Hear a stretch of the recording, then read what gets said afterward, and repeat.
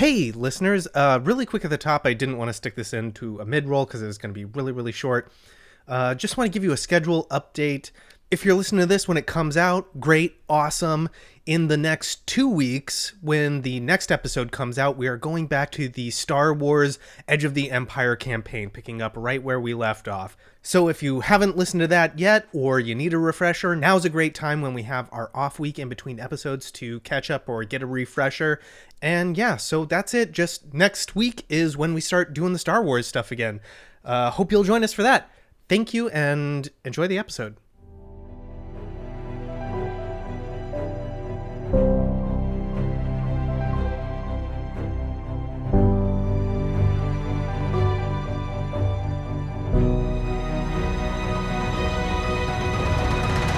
Hello and welcome to Respect the Crit. I'm your host, Ian Duncan. My pronouns are he, him, they, she, whatever you want. And I am joined by the participants and players and creators of the 5th edition one-shot that we played, Ghosts of Grayhill. First, please welcome Alex Herrera.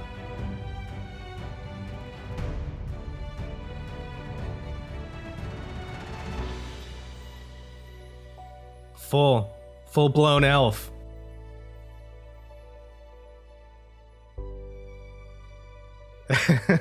That's right. And you were and always will be. The circle is never ending, and Enkäg is sort of like a constant in the infinite of time. Like the Tibetan Book of the Dead. Yes, yes. Okay. I know what you're talking about. Yeah. We need to incorporate that somehow into our game. Like that's an exciting concept. Don't get me started. This is the intro. Don't get me started on this because there's a movie that like I want to talk about. It's all about this. I'm not doing it though. We're not doing this. That's not okay. We'll go down a YouTube essay hole later. Yeah, absolutely. Okay. Going down holes along with us, please welcome Susan Spenader. Nice. Okay. Sliding on in. I'm Susan. She, her. I played Tahra Dactyl, the white dragonborn noodle-y bard. I was looking up gifs of noodle dragons to try and post something, and it was just making me smile thinking of all the two of our dragonborns just sort of like wiggling around. Just walking down the street. Yeah, like you know how pigeons do that thing with their head where they bob it back and forth. You know, it's sort of like involuntarily they're just like wiggling around like a noodle. And of course, the mastermind, the imaginative, creative force behind this game that was put together. Please welcome. I am so happy that she has put all of her time into this and is a part of our show, Jamie Lee-Bonés. Hi, I'm Jamie. I'm blushing as well. She, her, and I ran the game, and it was super fun. It was super fun to play. Yeah, it was a great, I hadn't DM'd in a while, and it was just really fun. So since we're all here, this is going to be kind of a little different episode. If you listen to our Fallout campaign that Alex ran, we did something similar where at the end of it, we just kind of like did a little wrap up. We talked a little bit about, like what moments stood out for us, what things may have been challenging, what our process was, and what kind of like ways that we approached this game and approached Dungeons and Dragons. So that's what we're going to do here today, is just kind of like talk a bit about the campaign and do a little wrap up session about it, answer some questions, and just have a little chat about Ghosts of Grayhill. As you probably all know, and I'm sure all you know that I'm talking to, 5th edition Dungeons and Dragons is something that we're all pretty familiar with. But Jamie, you spiced it up a little bit with the tarot deck, this like tarot deck pulling that we did in our session 0. And you mentioned that before that you had used this to inspire you to play D&D this way. But is there anything else that you want to add or perhaps like tell us your relationship with tarot cards or fate or randomness? Yeah, sure. Oh my gosh, I could go on and on. But well, now's your chance. I will keep it brief. I am a huge fan of tarot. I collect tarot decks. I've got, I don't even know how many tarot decks that I have. I use them all for different things. Some of them are just like artistically fun. My D&D one being one of the ones that is mostly artistically fun. But that one specifically had a create your own campaign mechanic written into it where you'd pull cards for the, well, not the players, but the DM would pull cards and I had you guys technically roll to pull the cards. And when I was reading through the booklet, it just sort of sparked, oh, that would be really fun to do a campaign completely on tarot. One of my regrets was the extra cards that we did throughout the game, because boy, did it take us on a whirlwind that I had not anticipated at all. But besides that, I think, yeah. You really got your fill of randomness and fate. I got my fill of randomness. Which I never thought would ever come out of my mouth because I love I love it so much, but I could take a break. I could take a break from randomness for a while. Now, do you do by the way, the deck is beautiful that you shared with us. This is not an endorsement of any product of Wizards of the Coast, but the deck is quite gorgeous. And we'll get to how you sort of got what your process was about that. But what I want to know now is, do you do tarot reading or anything like that? Is that something that you do pretty frequently with the cards? Yeah, I do tarot readings a lot. I'm a pretty spiritual person. I don't do them for other people. That's not really my bag. It's more for my personal satisfaction, personal spirituality. Yeah, I love tarot as a form of divination, but also I think when you're doing cards for yourself, it's a lot of mental seeing the messages that you need to tell yourself for some people. You see what you need to see from the cards, and that's how it helps your life.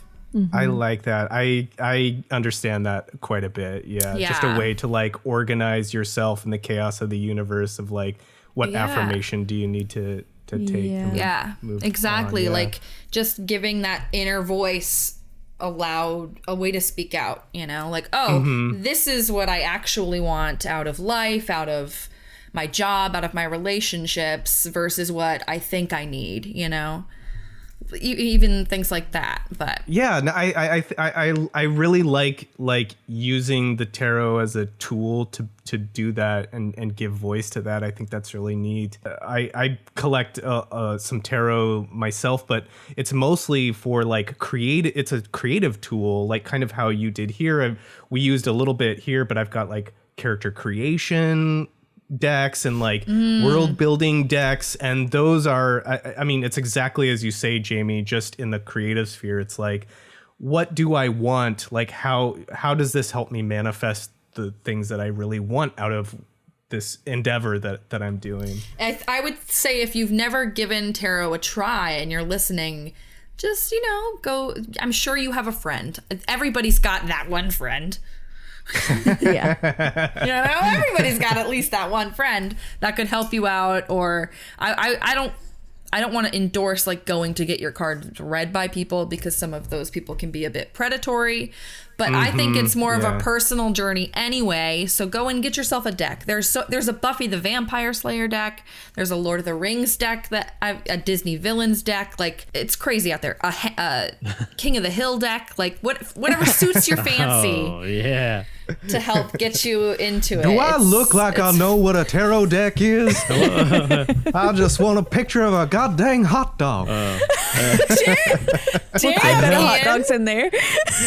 Why have you been sleeping on this Hank Hill impersonation? What are you doing?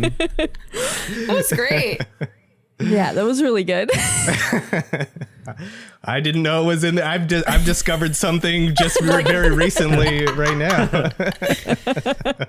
Could you tell us a little bit about what your process was writing this campaign, coming up with those ideas? We know that it was, incited by these like random pulls and using this tool, but like after the cards were pulled, how did you sort of like hone in on what it is you wanted to like write and sort of like create? Yeah. What's your process for that? Well, let me put my infinity scarf on. My process. My artistic process. No. I would say I had sort of a pre-written in my head campaign for a while of something that I knew I wanted to do, of this like completely new island that there was no settlements really. It hadn't been discovered, like very old stuff on there. And I had a base storyline that I kind of wanted to go with, which was this town that needed help.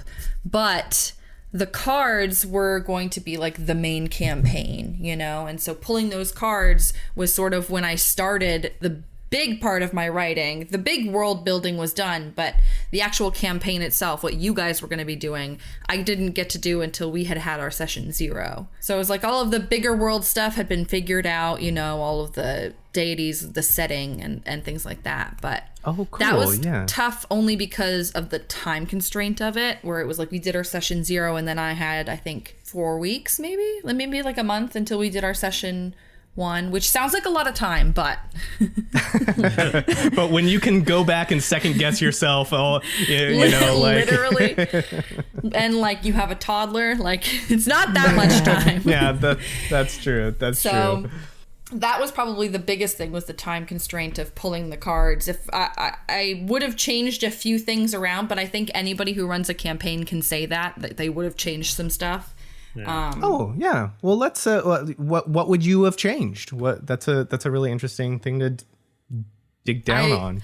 I wouldn't have made it. I would have not let Enkäg go through the portal.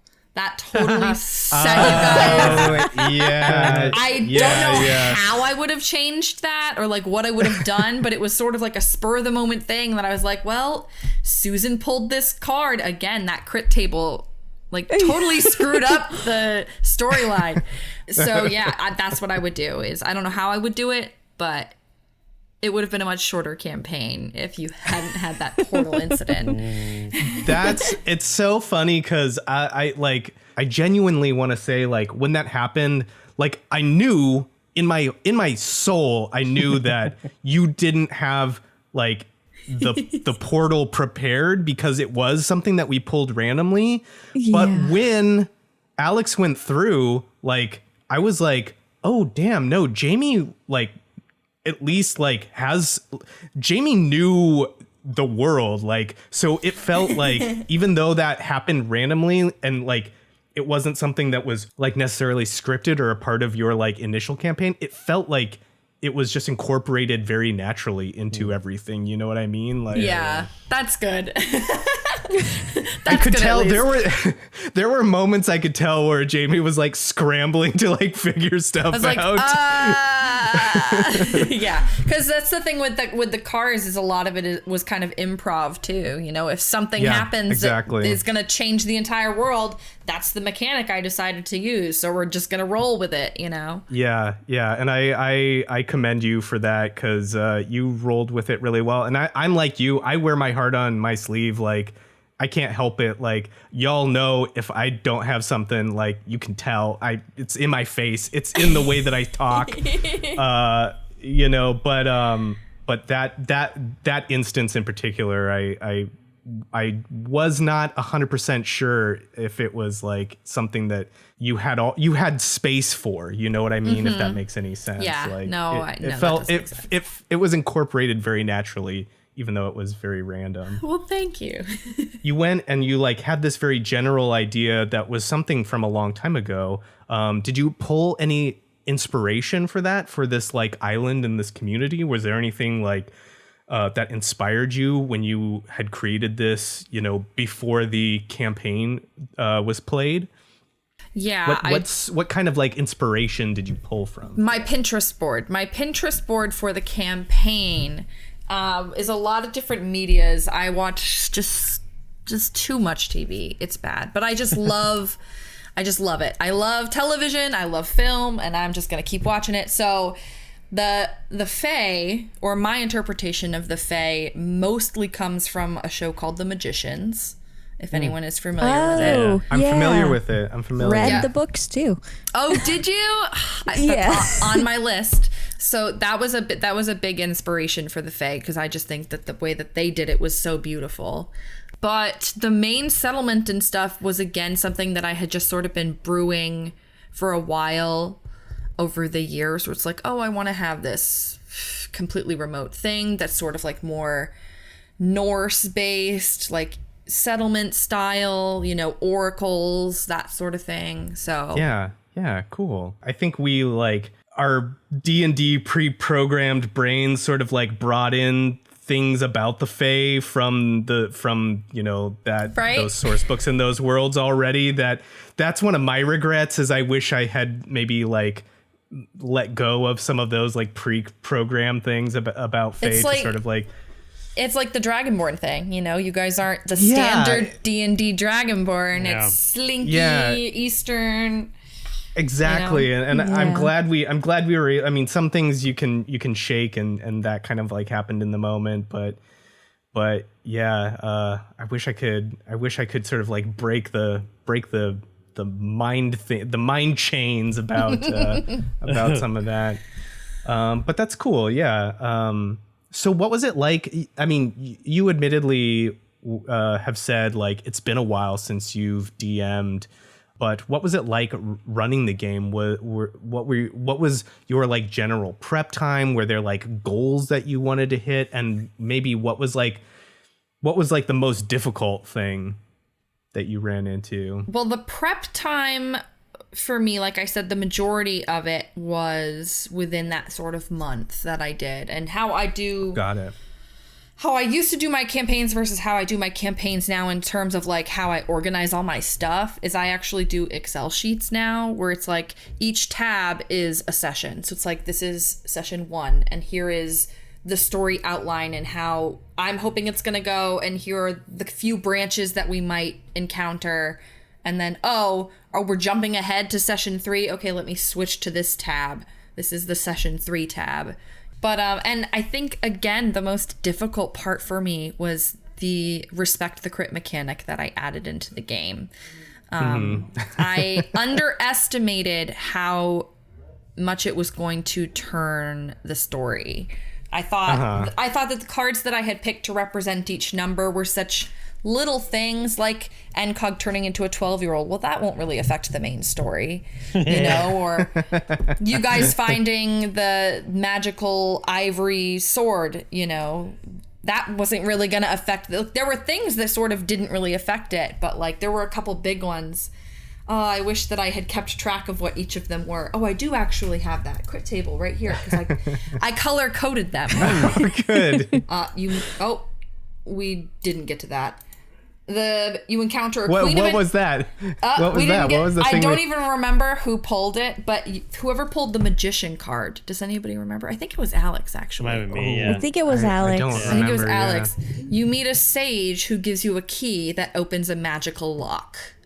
Oh yeah, we did. Yeah. I remember pulling the magician card, but Yeah. we did not encounter that. Yeah, because But that we was one of didn't those you encounter were it. like, "There's too much going on. There's We'll too have much. to like, kick that Like- can down the road." And a perfect example of I completely underestimated how many times we were going to roll crits and how many times we were going to roll and how many things I was going to have to add in this one-shot campaign. It just kept making the story bigger and which was great and fun, but I was trying really hard to keep it under 3 episodes. Yeah. And another one we didn't get to, which I think was Alex again. Alex, I'm so sorry. Justice. A poor villager comes to you seeking aid and offers you a rare magic item in compensation. But you were in a cave, so I didn't know how to get a villager to you. I don't know. Shoehorn it in at the end at the tavern. Yeah. For the next adventure. Yeah. The other thing that we kind of didn't get to that I don't know if we were ever going to get to, but there was we went to the temple, and we talked to one of the like clerics or paladins there, and she had a sister who was whose name is escaping me, but the name was one of the the listener chosen names. And that cleric or paladin was like, oh yeah, if you run into my sister, she's down there. And we never did run into her, and I thought that we might. There may have been a splitting path with us, like falling off of the water slide at the end, and and going there. So were we ever going to meet that sister or that elf woman? Roselia Asrani, by the way. That's right. Roselia Asrani, yeah. There was plans for that, and then you guys encountered the dwarf and the 2 halflings, and I was like, you know what, we're gonna stick with this for now. And then you lost 2 people, and I was like, okay, we need to wrap it up. No more NPCs, please. No more NPCs, please. I was not feeling the pressure, but I was like, okay, this is going way longer than it was supposed to go, and it kept getting bigger too. So I think that was just one of the things where it was like, she's down there somewhere in the rocks, in the rubble, Sorry that sis didn't make it.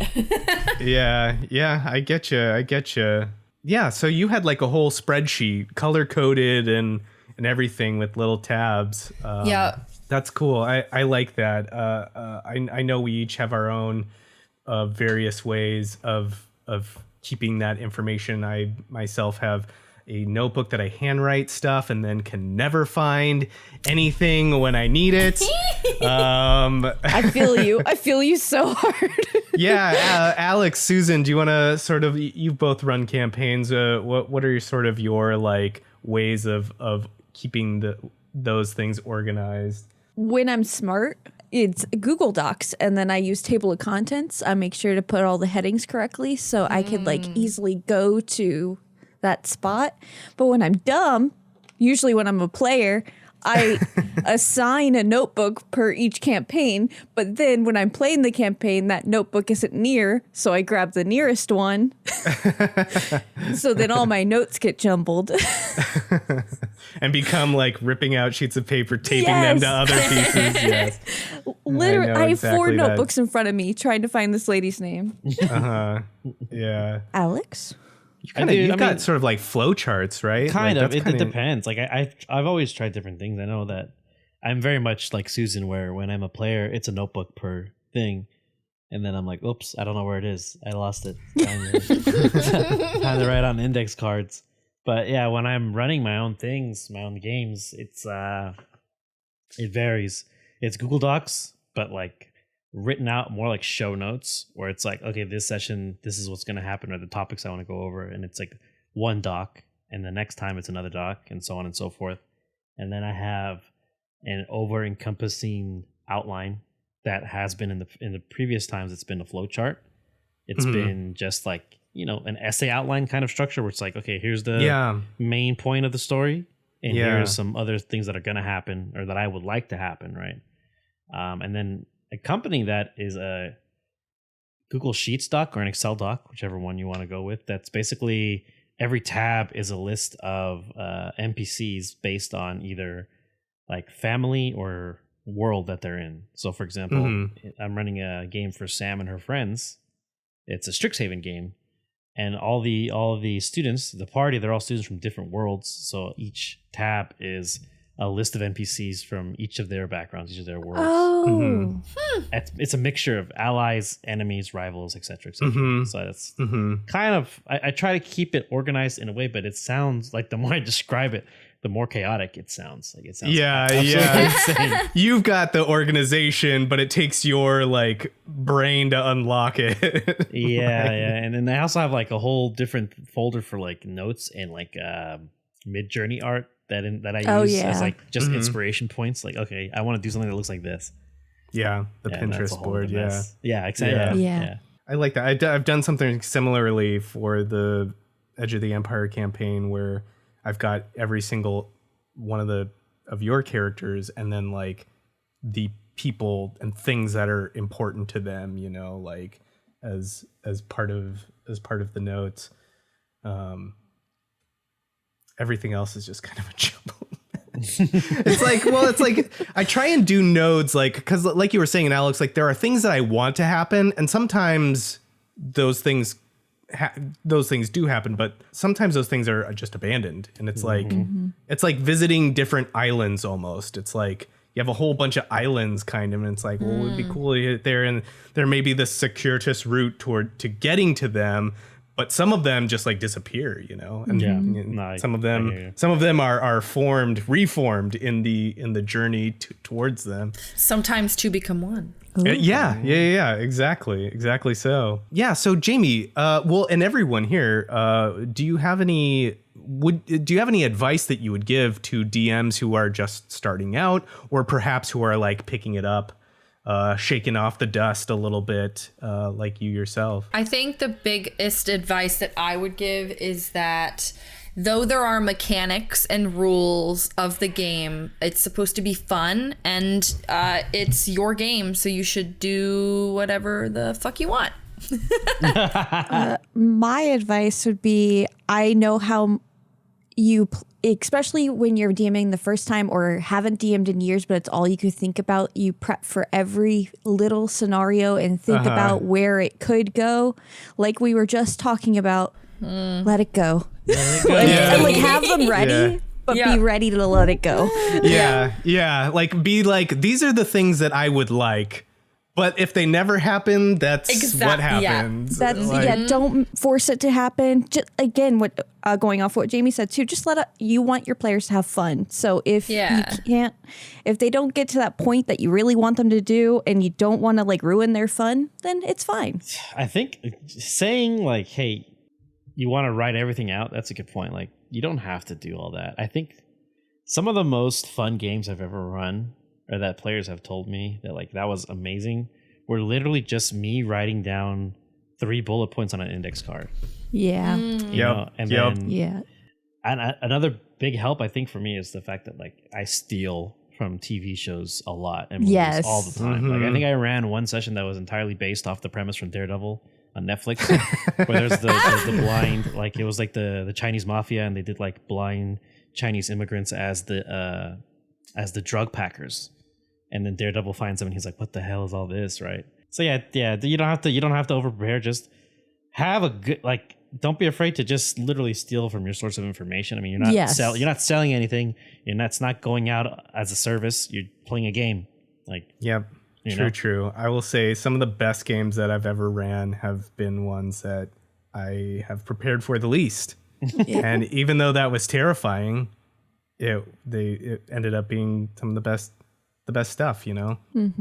Let's sort of shift gears a little bit from GMing to maybe like characters. And that means, you know, PCs, NPCs, character creation in general. Because Jamie had sort of explained how she wanted to run this game, we all kind of came to our session 0 with sort of a blank slate. Like, I don't think any of us showed up with like, oh, I would like to play this kind of character or anything. We all just kind of like showed up like, all right, let's see what fate has in store. But once all the cards were pulled and all of those things, all of those, you know, like bullet points were given to us, how did you come up with your characters? Were there any inspirations that you pulled from that, or like any like specific things that you wanted to do? Any thoughts or ideas that you were playing with before you kind of like settled into what we eventually played? Well, for Tahra, I randomly rolled the White Dragonborn Bard, and I said this in session 0. I've always been intimidated by playing a bard because I feel like you have to really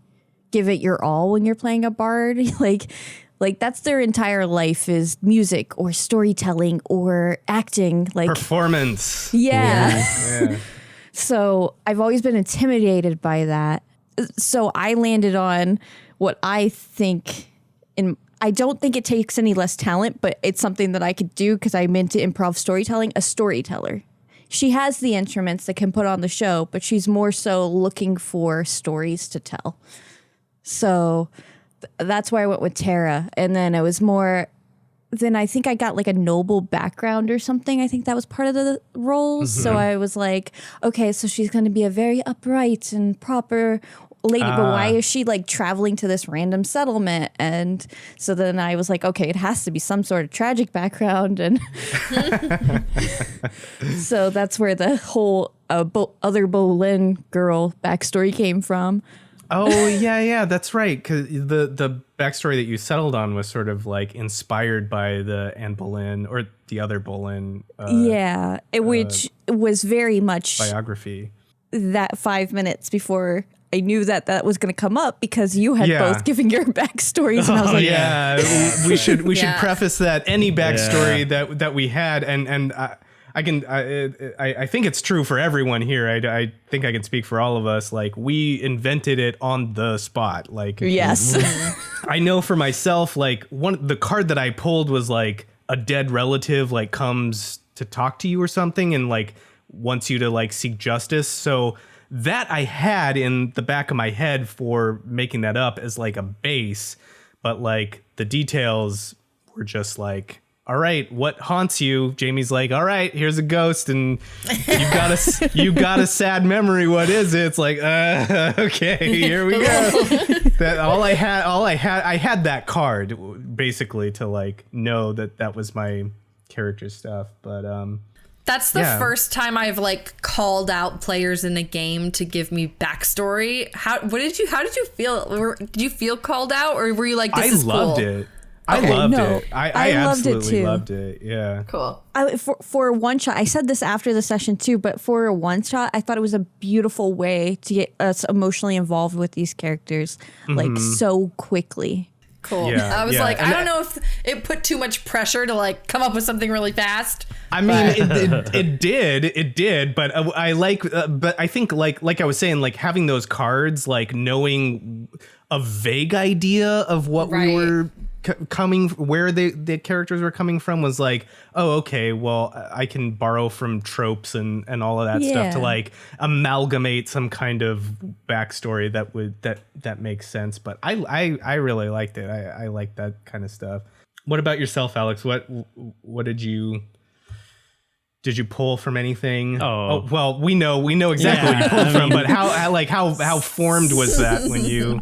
I think you were coming in because we did the drawing right for the cards, and I got Elf Paladin. The second I heard Mask Vigilante, Mask Guardian, I was like, okay, Batman. Yeah, that's right. Like, it's a Batman. It's the heavily armored Batman. And then as time went on and the plot allowed for it, I was like, oh yeah, he's been here for a little bit. He's been trying to protect people, and he's been doing a good job for the most part.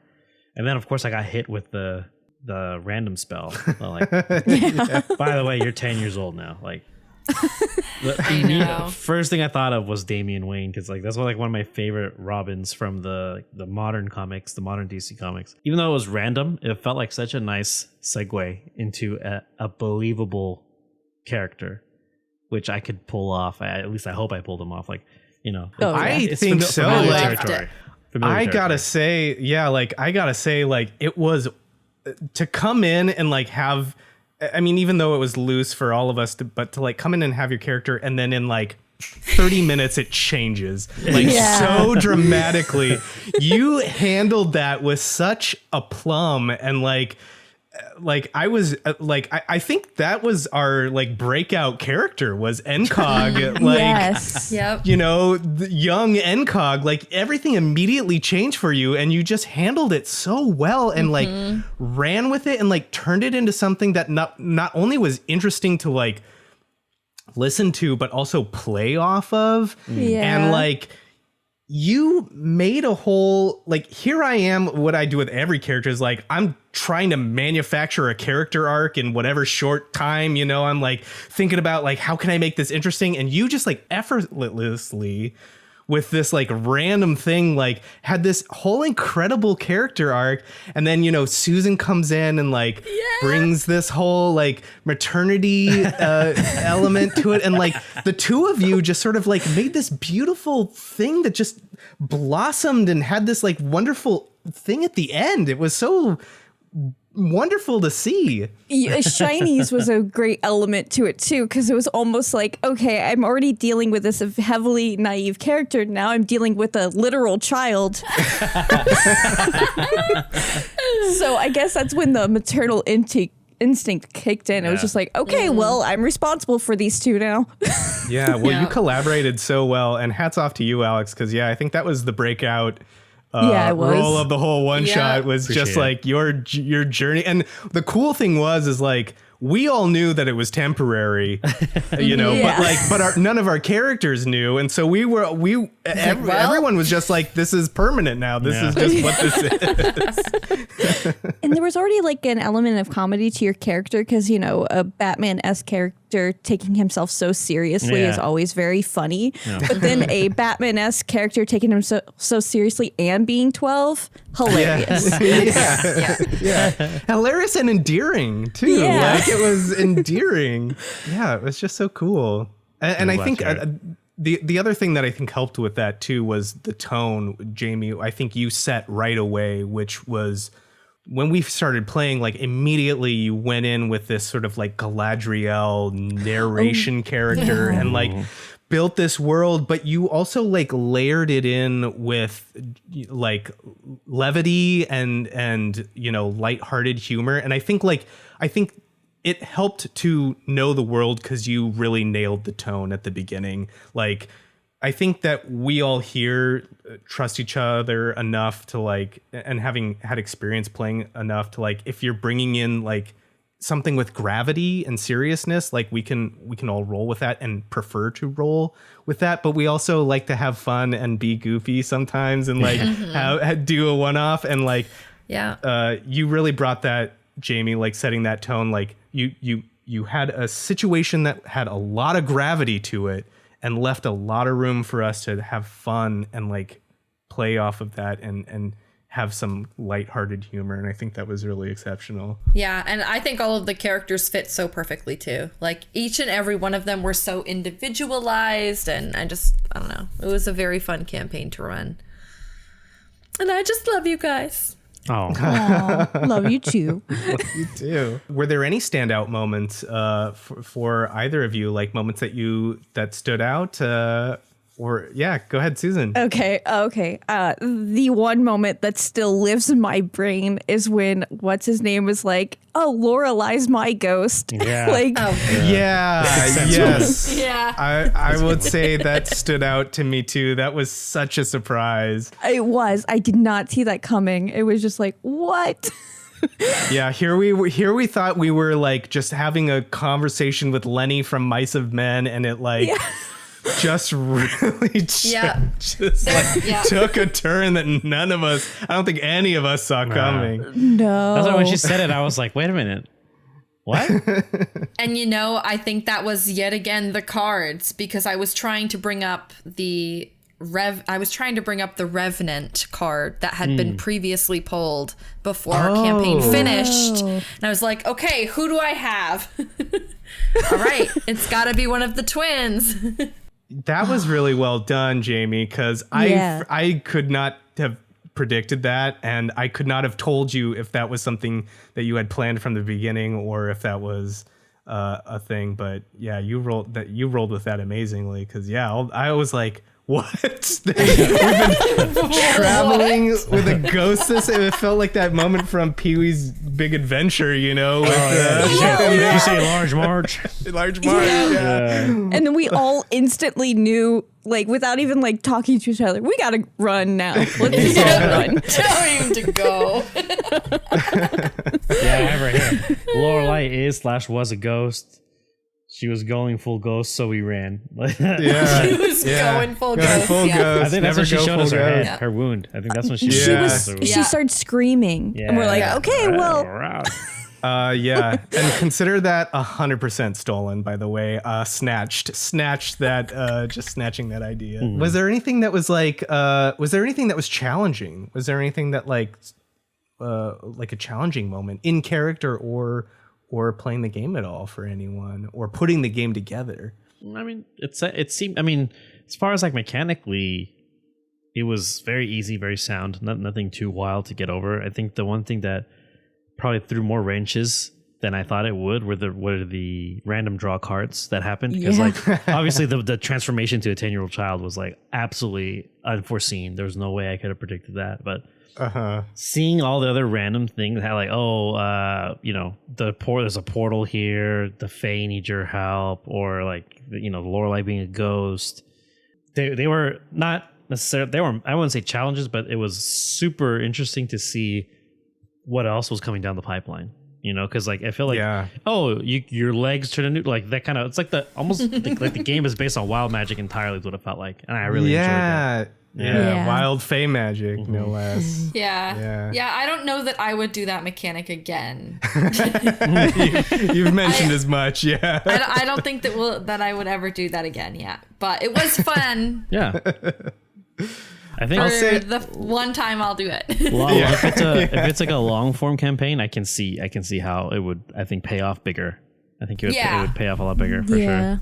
Because it helps with world building too, a soothsayer coming to give you a key that is really cool and opens up a whole another world of possibilities. We just didn't have time to do any of that. We didn't have time, and that was my biggest struggle too. Was I was like, once we had like voiced those backstories into existence, I was like, okay, how are we gonna be able to get these discussed organically, like in a way that makes sense? And I was like, that's the like, storyteller in me, like trying to just like, okay, well, we got to talk about these now, like we have to bring these up. Like, how do we do that? That was probably the most difficult thing for me, is finding a way to make that happen so that we could know them. Because once we talked about them, they were interesting. I felt like we needed to discuss them. And to add on to that actually triggered what was the biggest challenge for me, is that I'm used to playing long form campaigns. So just a info dump of backstory, like, let's talk about this right now. Usually characters I play would be like, no, now's not the time, or we got to wait for that moment. But then I remember thinking, oh, well, we only have like 2 more sessions, so I really got to share this. We don't got time. Like, there's no other time. Yeah, exactly. So, what did you really like about playing your characters? And Jamie, I extend this to the NPCs as well. But did anything change, or were you surprised by anything as the campaign went on, that as you were like in the short time that you had sort of embodying this other person? The thing I liked the most, obviously, was the fact that I got to explore 2 parts. Basically, it felt like 2 characters for me. So I got a transformation. I got a freebie. To me, that was really interesting, really fun. I felt like I had an opportunity to paint a larger picture on a smaller canvas. I really, for me, I really liked that just bare bone mechanics. The reason why our Dragonborn were noodly were low strength, high dex. But I love that equated for Tahra specifically. That high dex was gracefulness, and that really like shined like when we were going down the cavern, where you two just like whiffed dexterity saves, and then like Tahra just like floats down and lands daintily on like her feet. Like, yeah, I love that moment. I love that that's what she evolved into. It set a good juxtaposition, I think, between everyone, like an awkward adolescence and someone who was naive, like like a little bit green. And that's one of the things I really liked about playing Shinies, is it really gave me a chance to, when I play video games and RPGs and stuff like that, like I tend to really lean into the altruistic kind of character that really wants to be helpful and like do all the quote unquote good things and all of that. And so it really gave me an outlet to be able to do that, but do so in a way that like have this naive sheen to it. So like be able to learn consequences of decisions and stuff like that. That was really interesting, because it sort of like let me do what I do instinctually, but make that character sort of like grow a little bit, which is something I'm always trying to do, even in our tiny one shots, Jamie, you played a ton of characters. Which one was your favorite? It's hard to nail down. I liked the Elven Queen, but only because she was an Elven Queen. I mean, and very comfortable with her body, which is like goals. Love that. Love that for her. Love that. Goals. But honestly, my favorite part, I just love world building like a lot. I feel like it gives me an opportunity to just splurt out all of my ideas into one place. And yeah, it was really fun to uncover some of that with you guys, stuff that I didn't even know was going to be there. And that's one of the things I like too. Maybe it wasn't the best mechanic, but I like how it helped make the story a bit more collaborative, because that's what I like about the other games of Respect the Crit, is a lot of it is us working together to tell a story. And I wanted to try to do that somehow with this campaign too. Yeah, and let's be honest, like, world building is the most fun. Like, Oh my coming gosh. up with the character concepts is the most fun. It's so and much fun. Building the world is the most fun. That's just the most fun. That's the fun part. Yeah. It's all the potential before it all collapses into whatever whatever it is that becomes Whatever the story. portal you fall into. Yeah, so let's sort of like walk through the different episodes and just like do a little summary of them and talk about I mean, I've got some notes here to sort of like remind us what happened, and yeah, but we can talk about like what we were thinking, maybe what we were feeling, what kind of things went into those moments, or anything that happened, maybe any possibility that could have happened, like branching pathways that we never ended up getting to and never saw. Episode 1 is actually a splitting of our recording, which is something that I do to help with episode length. So episodes 1 and 2 is actually our first recording, and in our first session, that's where you sort of like introed everything. You had this sort of like Galadriel narration character and like brought us into the world of Grayhill and the Isle of Gias, right? Gias. Gias, yeah. Did anybody catch it? No, I did not. What? It's Jamie, Ian, Alex, and Susan. Oh my god, it's an anagram. Nice. No, I didn't catch that. Yeah, that's amazing. Yeah. Oh, I love that. I'm a nerd. Well, you're in good company then. Yeah. Yes. So Grayhill's a settlement on the Isle of Gias, Jamie, Ian, Alex, and Susan. And and I think I may have asked you this again, but forgive me if I have, but is that a part of a bigger world that you've created, like a part of a bigger setting, just that island? It is a part of a bigger world. So the settlement was created by this very rich family from the mainland, basically. But I wanted to start with basically a blank slate where it's like, nobody knows anything that's here. You know, we need you to figure out what's going on with this place and make it livable so we can send more people over. There's a lot more to that for like, you know, when I decide to run this campaign again for like a longer thing down the line. But yes, there is a mainland. In this episode, again, as we've mentioned, like Enkäg, I think it's on like a perception check or something too. It's like yes, it's as inconsequential as like a perception roll. It's like small. Yeah, and like he just reverts into a teenager. Alex, what was that like? Like what was in your head? Do you remember like what was going through that moment when you were like, okay, well, this has changed everything? Kind of, yeah. Like I remember thinking like, oh, this is a crit, and I was like, I'm being rewarded by turning into a child, like a preteen or a teenager. And I was like, that's kind of what cemented for me, like, oh, this is like a wild magic type game where it's just like good doesn't necessarily mean good, and bad probably doesn't necessarily mean bad. It just means something is going to change. A paradigm shift will occur. And I was like, okay, yeah. And then I was trying to think like, what should happen? Like I'm trying to think mechanically what, if anything, should happen to me. And I was like, well, it's a one shot, so I don't think we're really going to have to go that deep. But, you know, I knew that character wise or, you know, appearance wise, it should be something drastic. So like the voice has to change. and then his little preteen teen brain is gonna have like all kinds of hormones firing through it pretty awkwardly. So I have to make sure to think about that as well. There's more. Yeah, I thought of it more from like a what does it look like to everybody else type of headspace. Oh, yeah, interesting. Yeah, that's interesting. Is there any like maybe RP advice or tips that you could give people to?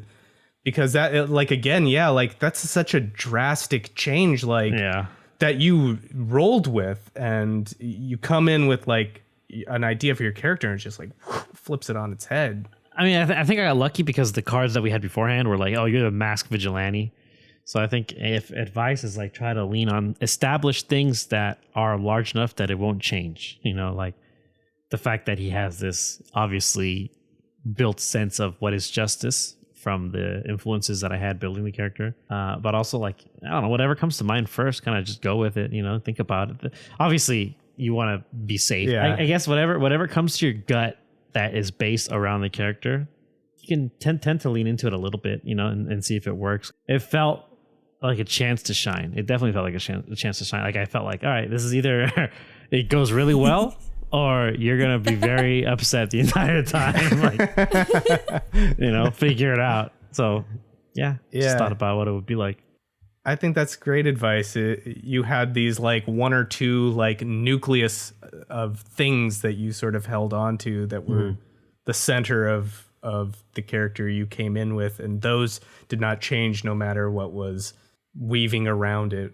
On to the second episode, picking up from there, we sort of like take up the quest, go to the temple to get some blessings. We spend our vouchers in various ways.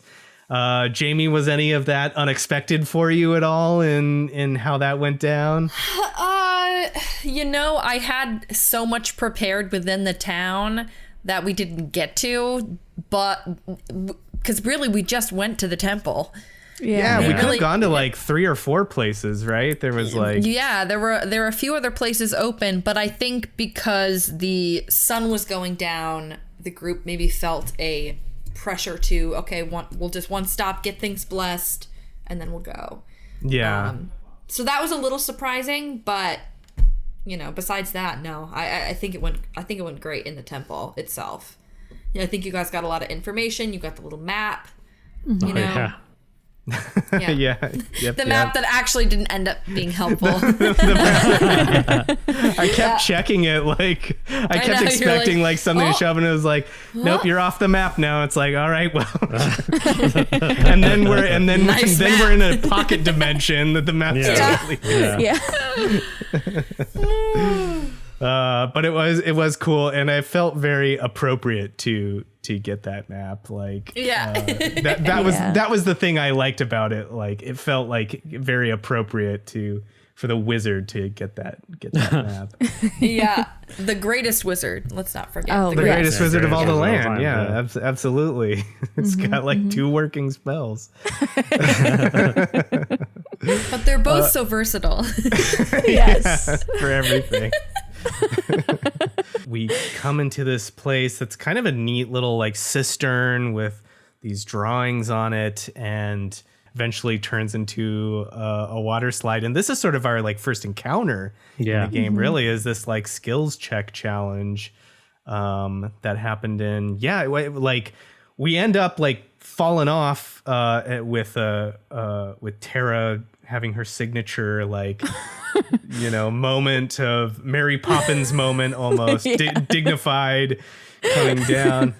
But I want to press on you a little bit. Was that a splitting paths moment? Was there something that we could have ended up visiting if the dice had rolled a different way? Yeah, because you ended up in a pit with the dwarf and the 2 halflings, but if you hadn't fallen down the slide, you would have just continued on the path. So you wouldn't have encountered the bridge. You probably wouldn't have encountered... Well, the pocket dimension you still would have encountered. You just would have had to go a different direction. Mm-hmm. So it would have... You just would have skipped over a big chunk, basically, if you hadn't fallen, I guess. Like, you wouldn't have met the dwarves. You wouldn't have had... You probably still would have had the encounter at the bridge, but I would have rewritten it to be something else. But it all would have culminated still at the Lotus. At the Lotus pool, because that yeah. was. I would have had to bring you back there somehow. Well, that's cool. I'm glad that we didn't miss out on that, because that Yeah. was one of the high points was finding out that Lorelai was dead. And so we fall down there. We meet Fulman and Lorelai and her brother, who. Fulman. Yeah, Fulman. S for Fulman. S for Fulman. Yep. And so at this point, like, if we can part the kimono a little bit, at this point, is Lorelai actually alive in this, like, Lorelai time? is a revenant. Oh, this okay. point. So Okay. so the Revenant card must have been a card that we pulled at the very beginning, then, right? It was. It was the one card that I pulled. The 5. A revenant tells you its story, but you didn't get its story. And it is compelling acts of vengeance. I see. So that was the hidden card, was the That was the Revenant hidden card that you yeah, pulled. it was the 5. Oh, gotcha. Okay, it all makes sense now. It all makes sense. So Lorelai was always a revenant. Lorelai was a half-dead creature. Yeah. Yeah, it was not affected by the myriad of cards that we pulled during the campaign. That was something that we That was for session 0. Yeah. Yeah, gotcha. Okay. Yeah, I don't think we ever learned what the hidden card was, and now we have. Yeah, that's amazing. And then in episode 3, we have our first combat. The lights sort of come through these orbs, and this was a really interesting mechanic that I'm really glad you brought into it. Is like each time that we interacted with them, we rolled a saving throw, and if we failed that saving throw, they sort of like turned into someone from our past, and then you just kind of like turned to us and you were like, who is that? What is that? Like, what happens?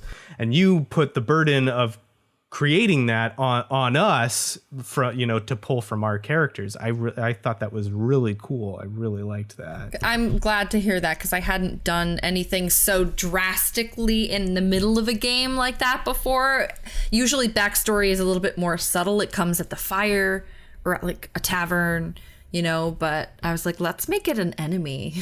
Yeah, I think that's cool. And I think, I mean, again, I think it really worked because we weren't pressed for time, but we knew that this was going to be a one-shot kind of thing. So it was like, Yeah. all right, how are we going to get this out? And this was Get a way that sort of like, invested. yeah, exactly. Get invested. And like, we've talked about this before, but like Alex does this. I think Alex said this, like, if you don't come to the thing is going to come to you. And that's how he would manifest putting those important plot things. And like, that's kind of what that felt like, is like, we're going to have a backstory. You're going to come up with it. It's happening now. Let's go.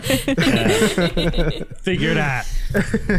Right? And everything else about your characters had been so random. So it was like the first chance you get to actually choose anything. Yeah, it was cool. And I think we've talked a little about this before, but this is all made up on the spot for all of us. This is all kind of like what would happen. Maybe Susan got to think a little bit more about it because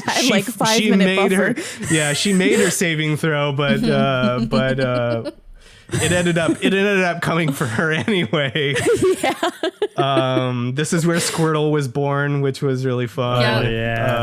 Yeah. And we rolled just a shit ton of crits. Oh my god, many. This is the episode where all the randomness. Shit hit the fan.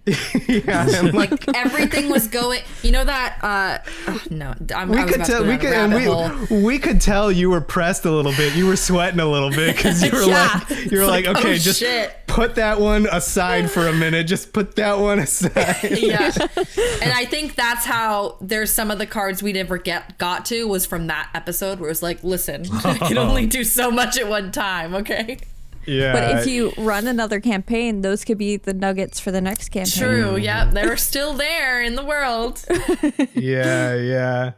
But yeah, this is where we learn about Enkäg too. This is kind of where your backstory kind of like comes Tristan, comes the about. shadow. Pulled very much from. I mean, I think we even talked about it in the episode. Is you pull it straight from like a Batman origin story. Yeah, fucking so. Ra's al Ghul. Yeah. Batman Begins. Yeah, literally Batman Begins.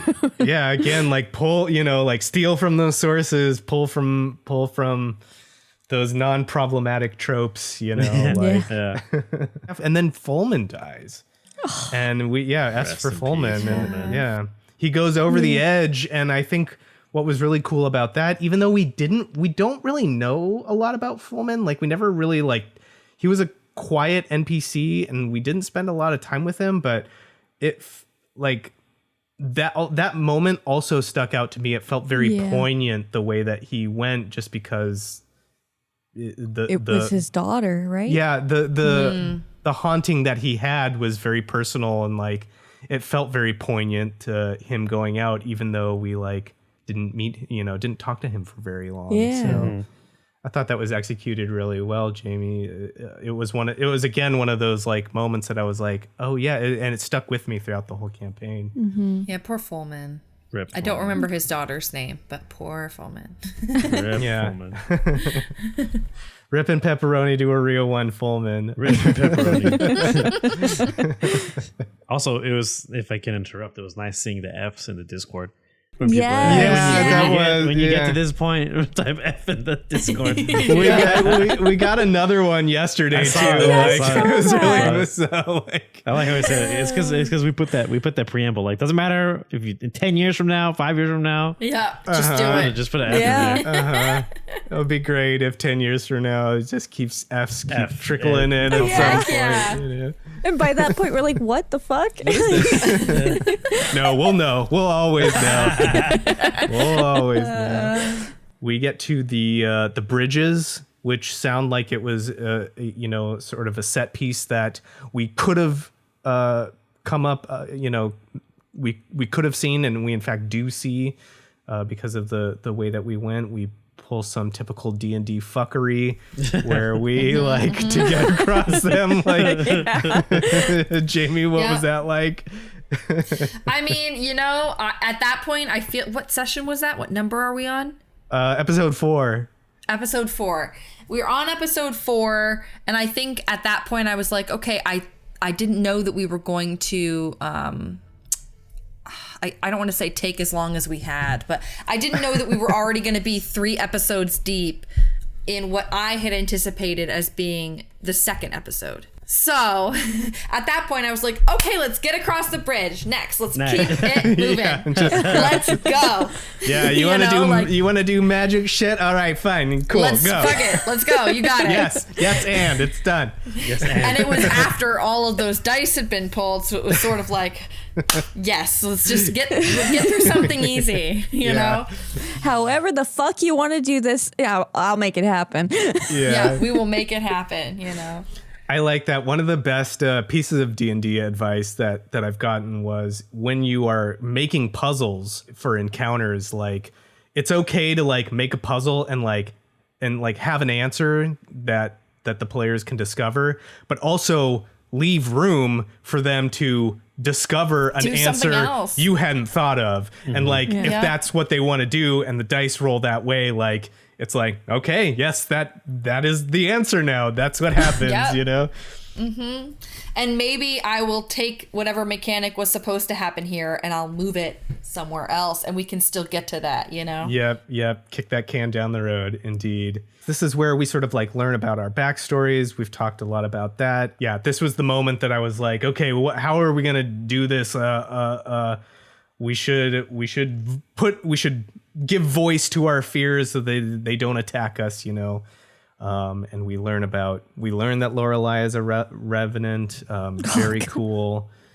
That was amazing. Sixth Sense, immediate, we got those vibes right away. The same vibes I got watching the movie as a kid. I was like, oh, hold on.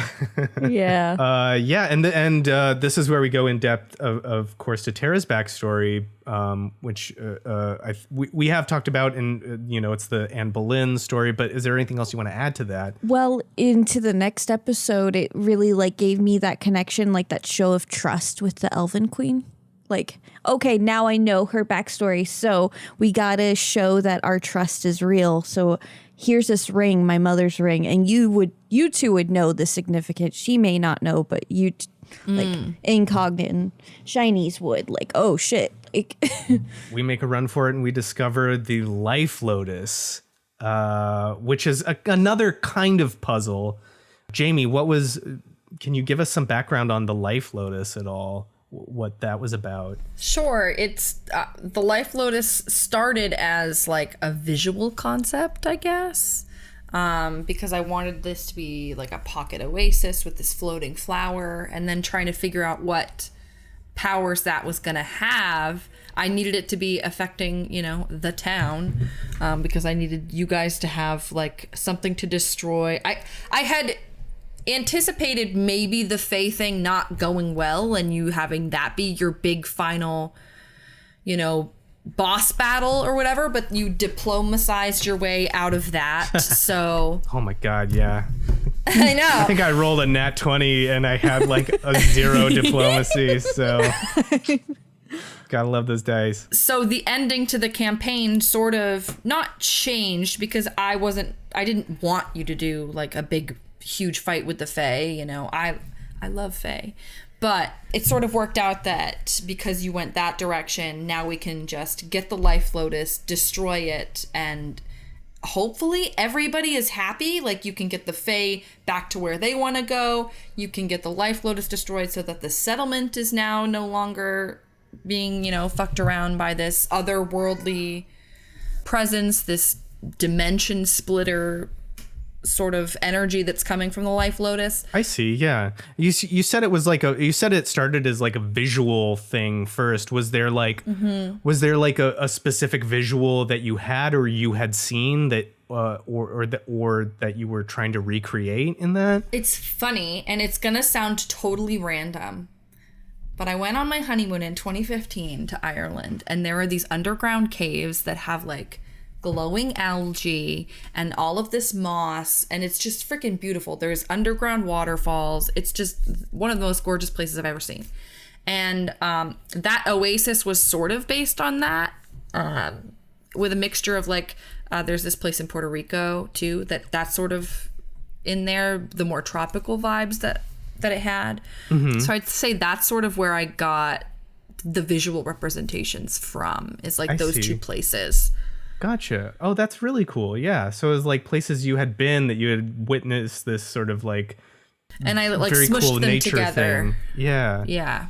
Cool. Then when we discover all of this, probably much to your chagrin, Enkäg jumps into the pool, which is actually a portal to this place. So talk a little bit about that, because the portal was something that we had pulled. So how did you like connect that? Did it give you anxiety that we just sort of like jumped into that? 100%. And it wasn't a portal until you pulled the card. It originally was just a pool of water. And then Susan got the 20 that pulled the card for there being a portal amidst standing stones. And I was like, you know what? The portal is going to be the pool, because we got to add this into the story, and I'm not going to send you down another path, another option to go. So that's sort of how that went. The pool was already there, the Lotus was already there, but the portal had not been there until the card got pulled. I see. Gotcha. So another improv moment. Yeah. So when Alex made the choice to jump inside, what went through your head? It's funny because I guess I didn't think a lot about where a lot of the inspiration for the campaign came from until we're having this conversation. So it's just kind of funny to look back on it. But because I knew I didn't have a lot of time to like write a whole new thing, that's when I thought, okay, the magicians. We're going to take the Fae from this show that I really, really love, and we're going to put them here in this world, and hopefully that will just take care of that, because I have a session in like 2 weeks and I don't have time to write a whole new thing. Gotcha. So what did you like before we all jumped through the portal? What in your head did you envision happening? Like, I was thinking you were going to bring the Lotus back, not knowing what to do with it, and you were going to get some more information from the town. Oh, gotcha. Okay. That's what I thought I thought we were going to be coming sort of to a close. You're going to go bring it either back to the temple or one of the oracle soothsayers that are out and about. Something along those lines. Like, there were options going back to town to figure out, oh, if we just kill it, burn it, destroy it, make a tincture with it, we can fix all of these people. But you didn't have that information yet, so it was a little hard. You would have had to take it back to town. That was really the only way I saw it going until the portal was an option. Yeah, and Alex, I gotta ask on your end, what was going through your mind? What were you hoping for Enkäg to find jumping in there? I can't remember, to be honest. Like I just remember That's fair. I just remember thinking like, okay, you can't touch it. It's in the water. There's a beautiful tree. Like this water's gotta do something. It's gotta be something amazing, So I figured like maybe it'll revert me back to an adult, early on or something. And then the other part was like, well, maybe it'll do something even worse and you become like a lizard or something. Like you don't have no idea. So I figured, you know what? Do it. You were just going off those 12-year-old impulses. Yeah, exactly. Yeah. And we jump through and we find ourselves in the pocket dimension, which I think was a surprise to everyone, all of us, every single one of us. Yeah, even Jamie. Myself included. And is this, I don't remember, Susan, but it might be this episode. I know that that Alex was starting to like call Tahra mom and stuff, but for earlier. But is this when the sort of like maternal instincts started to kick in? Is around this episode when they're there? And what made you choose to like make that choice? I think personally it was that Alex kept making the joke, Tahra, over and over again. But then I think, like, thinking back on it, maybe some part of me knew this, or just, putting a story to it now, like, he did something extremely childish. Like, he's been acting like a somewhat of an adult stuck in a kid's body. Like, he's been, like, a little adolescent. But now he's literally jumped into a pool without investigating first. So I think maybe that's, like, he's a child. And no one else is going to look out for him. Like, he's calling me mom. Why not? You just leaned into it, huh? Yeah. Yeah, because I think too, because I still remember the moment when, Alex, you had Enkäg jump into the pool. Susan, I felt panic because I think some part of me knew that maybe this wasn't what we were supposed to be doing. I felt panic. I gotta say, like, I could just reading Jamie's face, I was like, oh, this is definitely unscripted. Like, we're way off the map. But I was like, off book. We gotta do it. Yeah, I was so excited when Alex jumped in. I was like, oh yeah, we gotta do whatever this is. I don't know what it is, but we gotta do it. And I'm glad that we did. It was cool. It was very cool. Yeah, because the next episode, the final episode is, we end up figuring out we're in the Feywild. We meet the Fey Queen. We figure out what the origin of these glowing orbs are. They're sort of like her subjects, these pixies that are finding their way through the portal, but being changed by this lotus and kind of like little mogwais over there. Like, yeah. Once they get to the other side, they're like, okay, time to terrorize. Time to just go nuts. Yeah, don't get them wet. Don't get them wet. Feed them after midnight. But I like the idea that, like, they kind of just wait out their oppressors, like the Fae live really long, presumably in this world, hundreds of years. And like, even Susan brought up, well, like the minds of men they don't last long. Memories don't last long. The lives don't last long. And I like the idea that they would just sequester themselves into kind of a safe place and just be like, we'll just fucking wait you out. Right. And like, you'll either you'll die or like everything will just pass into myth and then it'll be whatever, It'll be real, yeah. Mm-hmm. Yeah. And that was just, that was a really interesting take on like long-lived fantasy creatures that I thought that was interesting. That we don't see a whole lot. Was there any like origin? Was that again like the magician's fae kind of thing that you were pulling from, or where'd you kind of come up with that? The oppression part piece did come from that slightly. I don't want to give away a whole season of The Magician, but Massive spoilers, by the way. massive spoilers. No, because of the fact that I was just so time constrained on this portal dimension that I needed to create, like this whole other thing. I suppose it could have transported you anywhere, but in my mind, I for some reason read it as a magical portal to like a different world. And so I needed to create that quickly. And in The Magicians, the Fae are harvested for their bones because their bone dust is fairy dust. Oh. I see. Gotcha. Yeah. Well, I really like that. I like the way that you brought that in and the whole setup for that. And that they were also not interested in revenge, which I thought was really interesting. Like, cause I think Tahra brings that up at some point. She's like, I know if someone wronged me, I'd be interested in revenge. Like, aren't you going at, like, do you want to get revenge? And Fake Queen was like, no, not really. Peace and love. Yeah. We just want to do our thing and leave us alone. Yeah, exactly. We just want to exist. Yeah. We just want to exist and live our lives. Yeah. And not have our bones me pulled and the out and world. ground up. Yeah. So we come back to Grayhill and we save Jamie's fictional daughter, which is always nice. Oh yeah. Yes. You hadn't learned her name up until that point. You only No, knew we the older. hadn't. Yeah.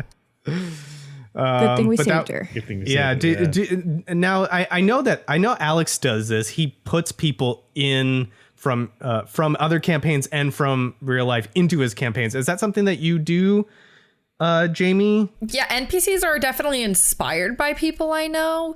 And I had put, just for funsies, I think in the town, I had put like Sunny Sundries was in there. Yes, Just that's like right. a fun I little yeah. callback.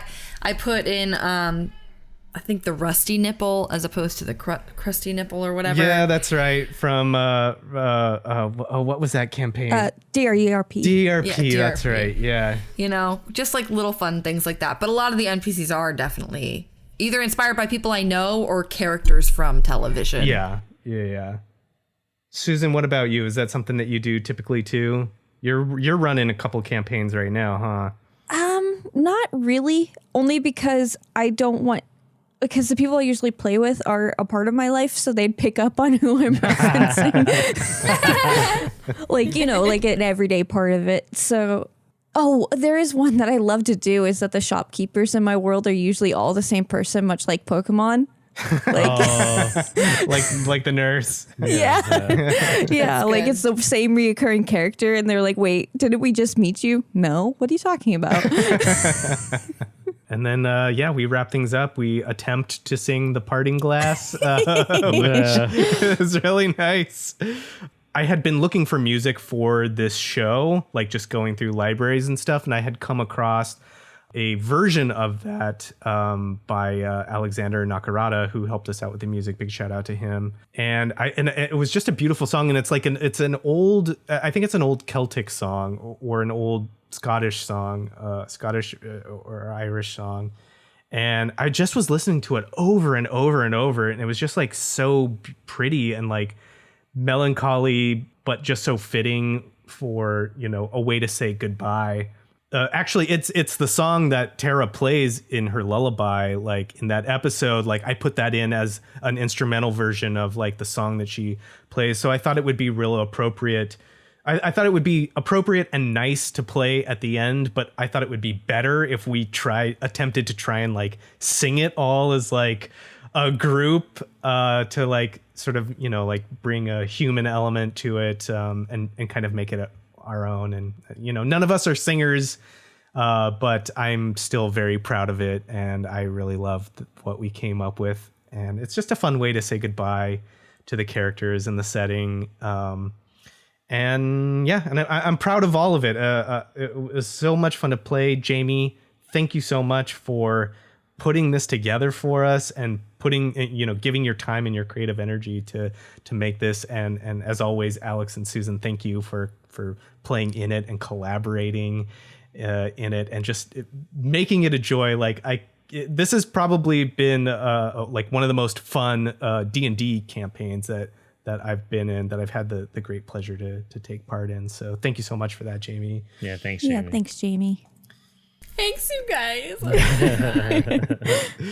Is there anything that you would like to see or do if we revisited this at any point? I want to see what the Fae do in their little magic forest. What the Fae do? What the Fae do? Yeah. What the Fae do? What the Fae do, though. Yeah. I would love for Shinies to learn one more spell. If he makes it to level 3, he probably will. Everything you guys went through, you can level up. All right. Well, we made it to level 3, guys. There you go. Yeah. Paladin spells at level 3. Woo! Yeah, I don't know. I think for me, it's like every world has, at least I'm assuming it, every world has a dark and a light side. And I feel like we were more on the light side. I'd like to see what this place's bad side looks like. Ooh, yeah. Yeah. We could jump hundreds of years into the past where the Faes are getting ground up from bone dust. Yeah. Do a little prequel. Or the other settlements on this island aren't so altruistic and are actually trying to colonize and profit off of the Right. island. How settlers of Catan of this place. Any last words or anything you want to add at the end here? Things you didn't get to say? Last things you want to impart? Wisdom? Oh, if you have not seen Benjamin Button by now, Oh, yeah. Oh, yeah. How it could we is forget? time to Please. bust out the popcorn. You can Yes. look. It's on. I'm gonna look on Amazon right now to see how much it costs for a Benjamin Button to DVD. rent Benjamin Button. Curious Case of Benjamin Button. And if you're a true Benjamin Button fan, you're watching the movie backwards. Yeah. If you're a buttonhead, a true buttonhead. A buttonhole. Oh yeah. Let's see. Okay, you can rent it right now for $3.99 HD. You can buy it online, digital, $14.99, or start your 7-day Paramount Plus free trial, and you can watch it with that as well. So Got there's it. And no you excuse. definitely shouldn't download it. Wink, wink on a VPN or anything. Wink. Don't Or borrow it. Don't borrow Yeah, it. don't stream it from any free service online like fmovies.to. That would be terrible. You wouldn't download a car. Would you download a car? I definitely would. You wouldn't 100%. Download a fucking car.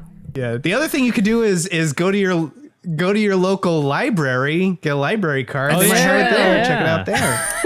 And a lot of libraries now are doing digital memberships where you Oh, can have yes. catalogs to That's all right. sorts of things for free just for signing up online. Oh, actually, yeah, do that. Support your local Yeah, libraries. support your local Yes, libraries. absolutely. Support your local libraries and waste 2 hours of your life by watching Benjamin Button. It's not a They at waste. least have 3 copies at your local library. At least 3 copies. That's first of One's all, on VHS for that's the some reason. library's fault for ordering more than one copy. That's absolutely their fault. No, it's supply and demand, Alex. I don't know who's demanding 3 copies of Benjamin Button. We're barely demanding 1 in this house. I have it. Yes. So show your love to your library. Show your love for Benjamin Button in our Discord chat, and show your love to Jamie for putting all of this together. This incredible campaign. Thank definitely. you, everyone, so much for listening and for commenting and just being a part of this. It was so much fun, and it was we had a blast playing it. I hope you had a fun. blast listening to it. So thank you all, and good night. Goodbye. Good night, everybody. Get out. Leave. What are you still Good doing night. here? Enjoy B2, you all. Can't stay. The show's over. The movie's over. What are you doing? Get out. Go. Yeah. We got What Benjamin are you Button still to doing watch. here?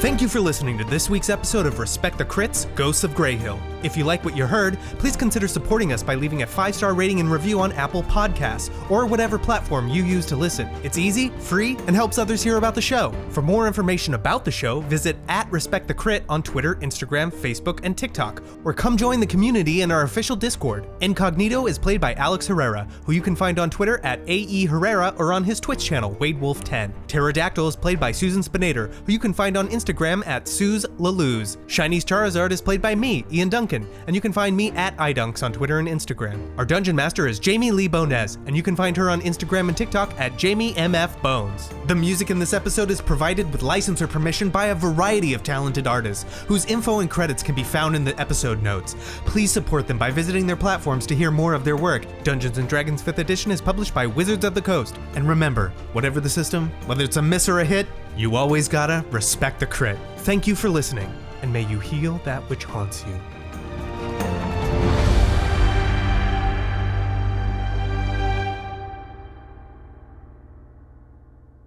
What are you still doing here?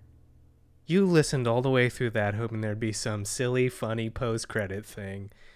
But nope, it's just you and me telling you the episode's over. It's done. You silly bean. You silly goober bean. You gotta go. Go to bed. Go somewhere. You can't stay here. You gotta wait till 2 weeks from now. That's when the next one comes out. Yeah. So just be patient. Know that we love you. Take those headphones off. Stare directly into the sun. Eat an entire pan of baked beans. Snuggle up with your not safe for work body pillow. Put on your little sleeping cap and burrow into the ground for approximately 45 years. And then we'll be with you when the next episode comes out. Bye.